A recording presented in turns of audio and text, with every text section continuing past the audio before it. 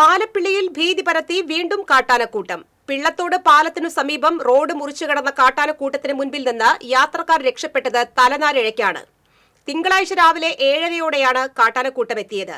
ആനകൾ റോഡ് മുറിച്ചു കടക്കുന്നത് കാണാൻ സ്വകാര്യ ബസ് നിർത്തിയിട്ടത് ആശങ്കയ്ക്കിടയാക്കി.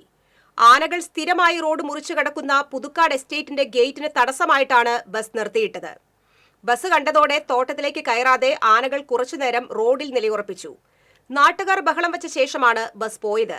വഴിയാത്രക്കാർ ആനകൾക്ക് മുൻപിൽ പെടാതിരിക്കാൻ നാട്ടുകാർ റോഡിന്റെ ഇരുഭാഗത്തും വാഹനങ്ങൾ തടഞ്ഞിട്ടിരുന്നു.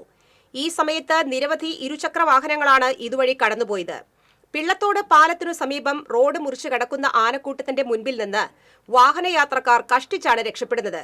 പകൽ സമയങ്ങളിൽ പലതവണയാണ് പ്രദേശത്ത് ആനകൾ റോഡിലിറങ്ങുന്നത്. ആനകൾ സ്ഥിരമായി ഇറങ്ങുന്ന ഭാഗത്ത് വഴിയാത്രക്കാർക്ക് സുരക്ഷയൊരുക്കാൻ വനപാലകർ ഇടപെടണമെന്ന് നാട്ടുകാർ ആവശ്യപ്പെട്ടു.